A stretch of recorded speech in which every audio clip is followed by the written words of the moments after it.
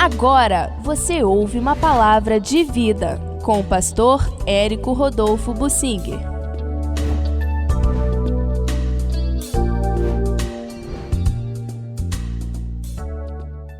A realidade espiritual do povo de Deus é má. Eu quero fazer referência à antiga aliança, no Antigo Testamento, já no final daquela aliança, Deus já estava com a paciência esgotada e estava já determinado a encerrar aquela antiga aliança e começar uma nova aliança para dar oportunidade a todas as pessoas no mundo. Mas essa aliança já está em vigor, implantada, o mundo todo de alguma forma já tem tido oportunidade de conhecer o Evangelho e nós estamos no final desta aliança também. O ambiente espiritual, religioso, cristão tem mudado muito para a apostasia. O que encontramos em nome da religião é algo que Deus não se agrada praticamente em nada. O povo é chamado para assistir reunião, não para viver o Evangelho. A maioria dos crentes não sabe falar do Evangelho, não vive o Evangelho, só sabe assistir reunião de igreja. E ali eles são instados a contribuir. E o dinheiro vai para construção de templos, para luxo de igreja e gastar em sons, imagens, etc, etc, gastar dinheiro e enquanto a obra de missões fica de lado, pessoas passando necessidade aos montes, o dinheiro da igreja fica ali só para luxo da igreja. Jesus não está nisso, não está nisso mesmo. O exemplo dele foi totalmente diferente disso. O que ele mandou fazer não é isto. Fazer discípulos, as igrejas fazem ouvintes de reunião, está tudo errado. É a apostasia dos últimos tempos, pelo que sabemos também que já estamos nos últimos tempos que antecedem a volta de Jesus, e serão pouquíssimos que serão salvos. Muitos estão sendo enganados assistindo reuniões de igreja com promessas maravilhosas. Em Isaías 30, versículo 10, o Senhor diz que a atitude do povo é essa: não nos profetizeis nada de Deus, dizei-nos coisas aprazíveis, profetizai-nos ilusões. É o que as pessoas estão recebendo nas reuniões de igreja, que vão somente assistir achando que estão bem e na verdade estão muito mal. Quem não produz fruto, quem não vive com o Senhor, não tem uma vida de oração, uma vida de evangelização, uma vida de comunhão com os irmãos, só assistir reunião de igreja não vai dar salvação mesmo. Mas há muita gente enganada. Isto não é mesmo a vontade de Deus. Nós vemos então esse paralelo. A apostasia de nosso tempo é comparada à situação espiritual religiosa do povo de Deus na época do profeta Jeremias. O reino do norte já tinha acabado e ficou só Judá. E o capítulo 5 de Jeremias nos mostra a triste realidade espiritual daquele tempo, que começa assim: o Senhor dizendo, dai volta agora, é um desafio que eu faço, dai volta agora às ruas de Jerusalém, vede agora, procurai saber, buscai pelas suas praças, a ver se achais alguém, se há um homem que pratique a justiça ou busque a verdade, e eu perdoarei esta cidade. E não perdoou porque não havia nenhum. É muito triste isso.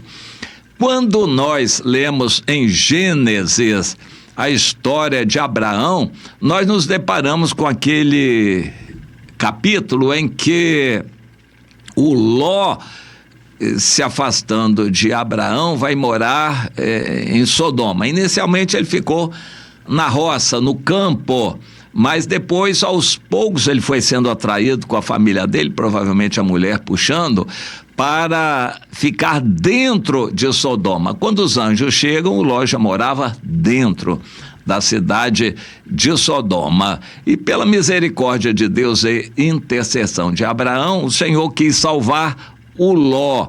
E o Abraão intercedeu: Senhor, se houver 50 justos, o Senhor vai destruir a cidade? E se faltarem 5, 45, 40, 30, 20 justos, o Senhor vai destruir a cidade toda com 20 justos lá dentro? O Senhor disse, não. Senhor, mais uma vez só, 10 justos, o Senhor vai destruir? Não. E o Abraão parou por aí. Mas se ele continuasse, chegasse a 5, 4, 3, 2, 1, Senhor, se houver um justo nessa cidade, o Senhor vai destruir essa cidade por amor desse justo? Não, não vou destruir se houver um. Aqui em Jeremias 5:1, Deus responde. E no próprio texto, Deus responde também. Pois é, o Ló era considerado justo, não era essas maravilhas não, mas era considerado justo. Então, por causa do Ló, Deus salvou a família dele. A mulher virou uma estátua de sal, mas as filhas se salvaram. Os genros queriam casar com as filhas, não quiseram, e o Ló ficou só com as 2 filhas. E ele ainda meio cheio de manha, igual crente manhoso. Não, eu não quero assim e tal. Senhor, o Senhor sabe como é que é e tal. Que o Senhor me abençoe, mas tem que ser do meu jeito. O Ló era mais ou menos assim. E então pediu, Senhor, lá no monte não, vai dar trabalho subir lá para a montanha. Deixa eu ficar aqui nessa cidadezinha. E os anjos, têm alguma autoridade delegada, disseram, tá bem. E ele ficou na cidadezinha chamada Zoar. Naquela cidade também não havia ninguém que prestava não, mas o Ló estava ali dentro, e pelo fato do Ló estar dentro daquela cidadezinha de Zoar, Deus não destruiu a cidade de Zoar, mas destruiu tudo em volta, todo o campo, a campina e as maiores cidades, Sodoma e Gomorra. Deus destruiu tudo, menos onde o Ló estava. E o Ló se apavorou, viu fogo descer, fogo enxofre, da parte de Deus, descer para todo lado, queimando e destruindo tudo. A cidadezinha onde ele estava de Zoar foi poupada. É bom a gente lembrar, Zoar fazia parte daquele conglomerado que não valia nada. Aos olhos de Deus não tinha ninguém que prestasse. Porém, ficou demonstrado a presença do Ló, um justo ali dentro, salvou a cidade de Zoar. Basta um justo buscando o Senhor. Às vezes Deus faz castigo e juízo numa cidade porque não tem ninguém buscando o Senhor. Os crentes estão ocupados com outras coisas, não estão orando pela cidade, não estão na brecha. E o Senhor revelou isso ao profeta Ezequiel, no capítulo 22, versículo 30. Busquei entre eles um homem que tapasse a brecha dessa cidade ou intercedesse perante mim por essa cidade e não achei.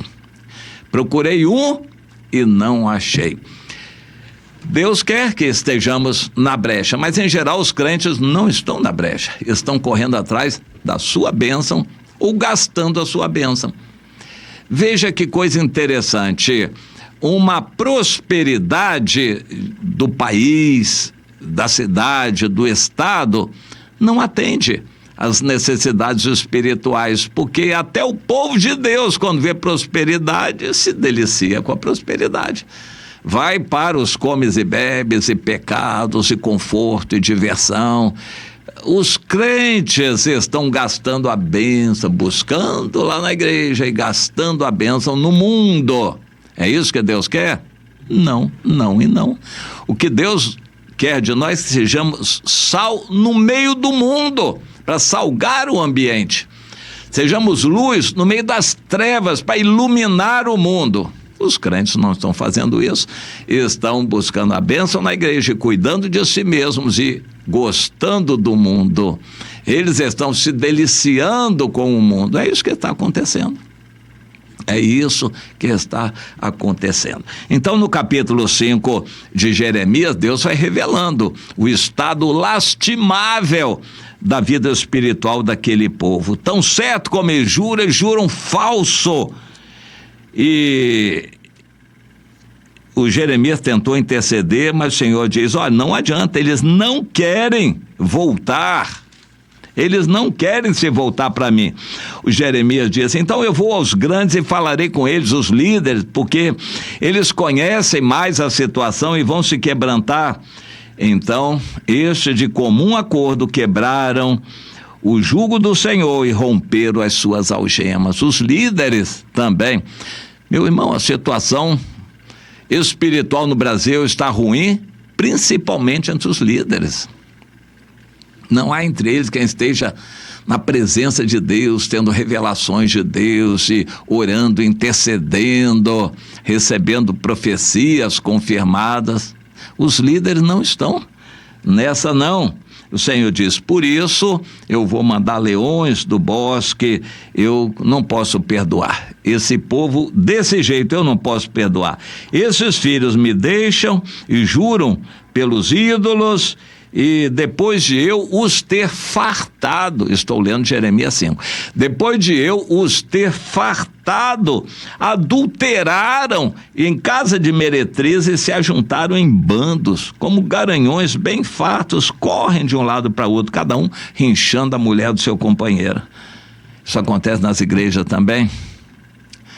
Olha que situação triste, né? O Senhor diz no versículo 9: eu deixaria de castigar por acaso coisas desse tipo? Eu não me vingaria de nação como esta?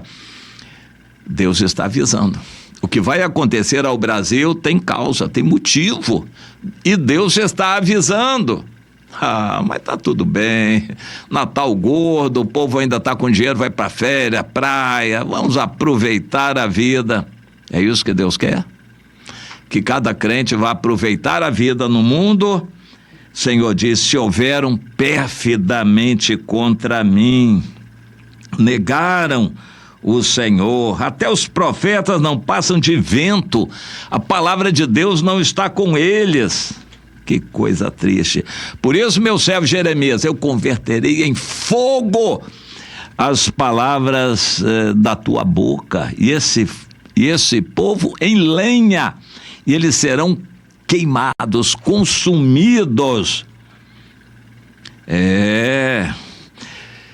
Esse quadro que descreve aqui o profeta Jeremias no capítulo 5 foi aquilo que caracterizou o povo de Judá, pelo que a ira de Deus veio, e então veio sem dó nem piedade.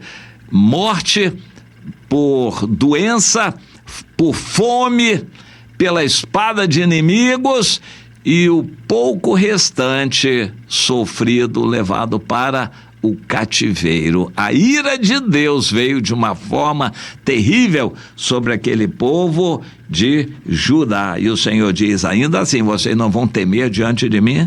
Vocês não vão tremer diante de mim? Os profetas profetizam falsamente, os sacerdotes dominam de mãos dadas com eles, se enriquecendo à custa do meu povo.